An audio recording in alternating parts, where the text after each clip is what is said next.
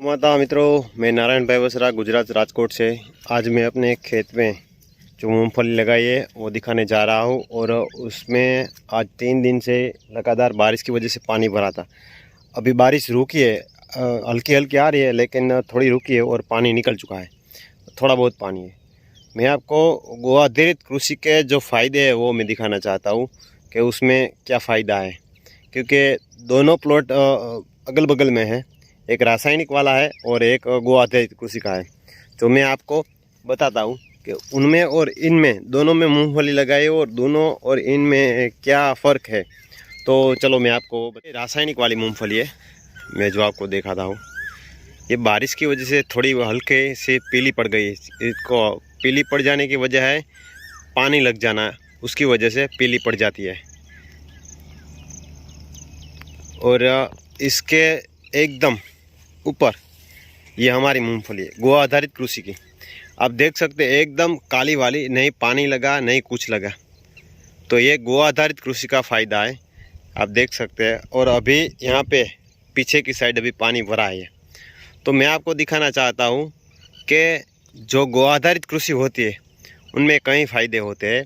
और हमने जब से लगाई है हमारे यूट्यूब चैनल पे ही सारे वीडियो डाल रखे हैं। कम 2 से 3 दिन तक ही पानी उसके ऊपर नहीं गिरा। उसके बाद सभी दिनों में उसके ऊपर पानी आता ही रहा है, क्योंकि हमने लगाई उसके बाद पानी पिलाया और 2 दिन छोड़ के उसके ऊपर कंटिन्यू बारिश हुई। बीच में 2-3 दिन रुकी, 3-4 दिन रुकी और उसके बाद उसके ऊपर फिर से बारिश शुरू हो गई। तो हमारा कहने का तात्पर्य सिर्फ यही है कि गो आधारित कृषि है वो ज़मीन में उनकी उत्पादन क्षमता और उनकी जो पानी सोखने की जो प्रक्रिया है एकदम से तेज़ हो जाती है। क्योंकि केंचुए ज़्यादा मात्रा में बन जाने की वजह से जो पानी आता है वो पानी ज़मीन के अंदर, ज़मीन के सतह के नीचे वो पानी पहुंचा देता है और ज़मीन को ऑक्सीजन लेने की जगह छोड़ देता है। और जो रासायनिक खेती है वो एकदम से कड़क हो जाती है, एकदम से टाइट ज़मीन हो जाती है। उसकी वजह से वो नहीं ना ही तो पानी सोखेगी और ना ही वो सांस ले पाएंगी और एकदम से हार्ड बन जाएगी। और जो पानी पकड़ के रखा होगा ज़मीन ने वो छोड़ेगी भी नहीं। तो उसकी वजह से क्या होगा, जो हमने फसल लगाई होगी, आपके क्षेत्र में हो या हमारे क्षेत्र में हो, जो भी फसल लगाई है वो फसल को ज़्यादा पानी हो जाएगा और वो अपने जो मूल है वो ज़्यादा तक फैला भी नहीं पाएंगी। उसकी वजह से ये प्रॉब्लम होता है, पीली पड़ जाना। कोई भी फसल हो उनमें ये रहता है। हमारे यहाँ काफ़ी मात्रा में मूंगफली लगाते हैं, सोयाबीन लगाते हैं, कपास लगाते हैं, दिवेला लगाते हैं।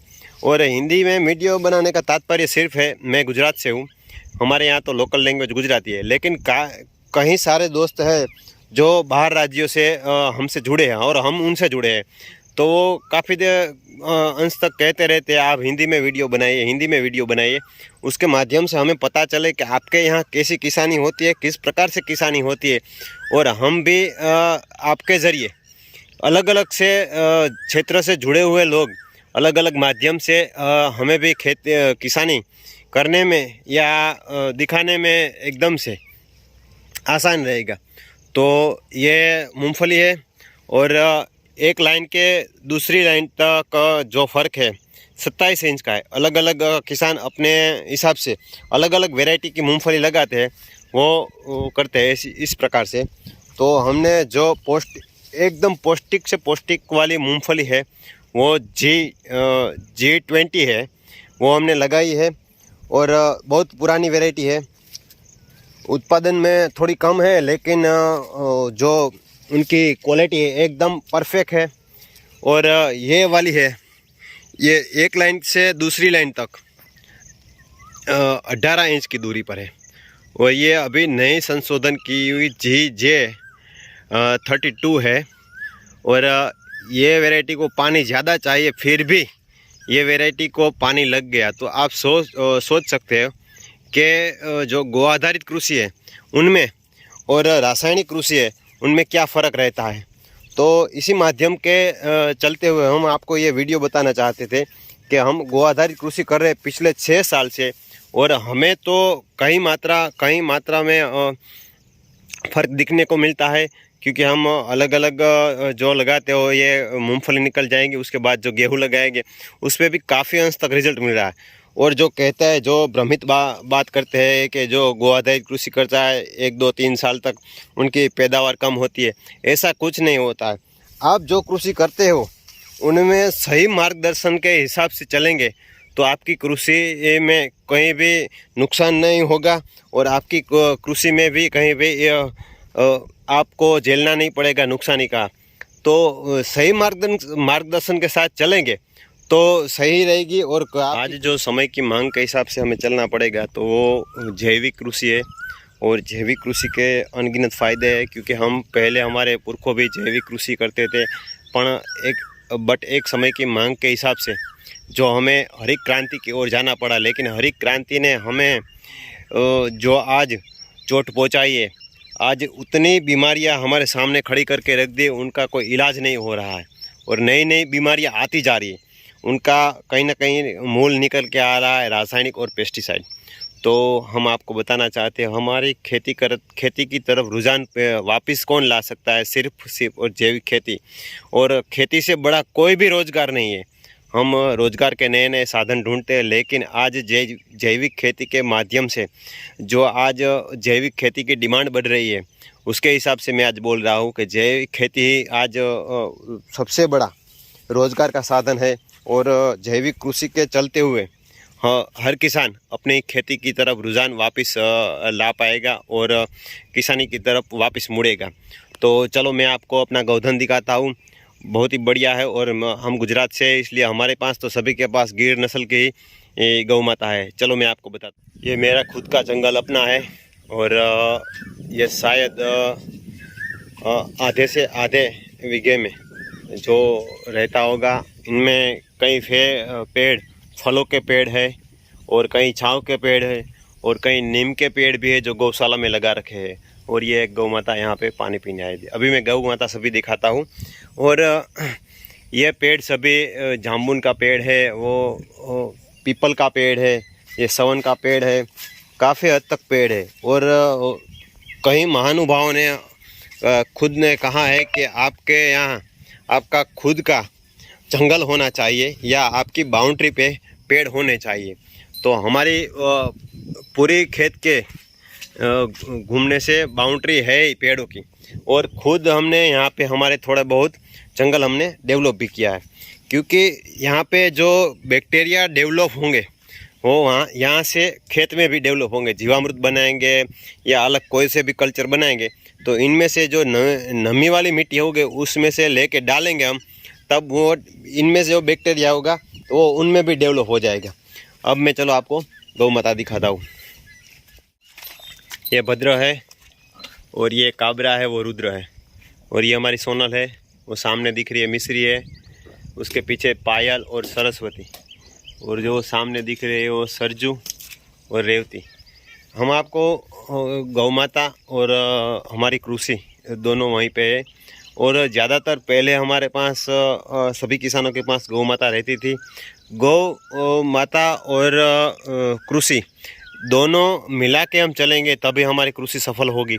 और जो केचुए और जो सूक्ष्म जीव है उनका जो खुराक रहता है वो गौ का गोबर ही रहता है, क्योंकि डेवलप होने में ज़्यादातर केचुओं को गौ का गोबर ही डेवलप होता है।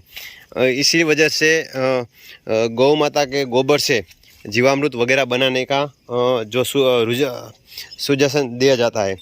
और ये भी दोनों काफ़ी अच्छी पेडिग्री से बुल है और दोनों बचपन से साथ थे, इसलिए लड़ झगड़ नहीं रहे। किसी के मन में ऐसा रहेगा दोनों बुल साथ में तो झगड़ क्यों नहीं रहे। और ये बचपन से ही साथ है, इसलिए झगड़ नहीं रहे। अलग अलग चलेंगे और बड़े बुल हो गए तो झगड़ेंगे। और 3-4 दिन से बारिश हो रही, इसी वजह से कीचड़ थोड़ा हो गया है। वो पीछे वाला शेड है वो कम्प्लीटली जो रहता है वो रात में उस तरफ रहती है गौ माता, वहाँ पे कीचड़ वगैरह कुछ नहीं रहता है। और हमारी गौशाला में जो ये संपूर्ण देसी गिर काव है सभी, और बहुत ही प्यारी गाय गौ माता हमारे पास जो है वो हमारी खुद की गौ माता है। और हम यहाँ पे खेत पे ही रखते हैं और दाना चारा पानी सब कुछ यहाँ पे हमारा जो बो रखा है वही हम उसको खिलाते हैं।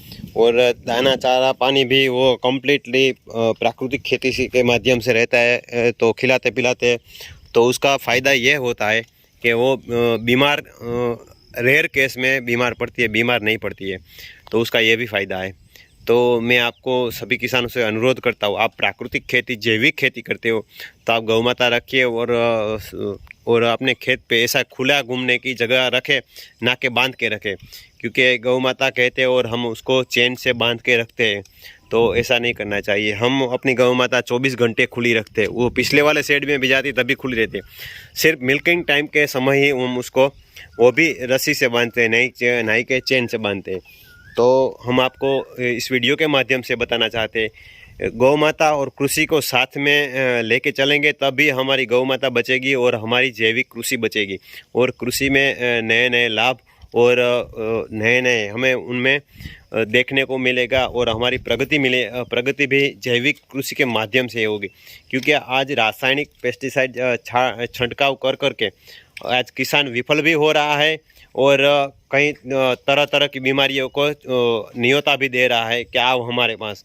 तो हम उसी माध्यम से हम ये वीडियो बनाते रहते हैं और दिखाते रहते हो। तो अभी तक आपने हमारे वीडियो लाइक न किया तो लाइक कीजिए और चैनल को सब्सक्राइब कीजिए, और वीडियो को आप अपने दोस्तों के साथ शेयर कीजिए, ताकि अन्य आपके दोस्तों को भी प्रेरणा मिले कि जैविक कृषि करें तो किस माध्यम से करें। और हम गुजरात से है और हमारे पास तो ऐसी गिर गाय है। आप जिस क्षेत्र में हो आप भी अपना वीडियो बना के हमें डालिए, भेजिए, और आप अपने दोस्तों के साथ शेयर कीजिए आप जैविक कृषि करते हो तो। जय गौ माता।